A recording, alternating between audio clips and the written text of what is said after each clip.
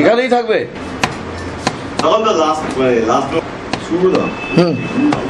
আচ্ছা,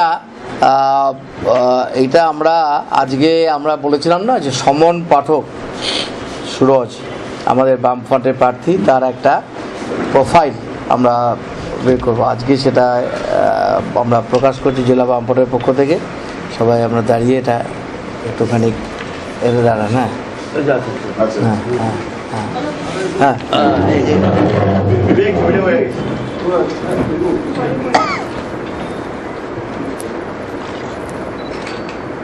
ছবিটা কিন্তু পেপার টেপারে আছে। হ্যাঁ, এটা তো বলতে পারবো না।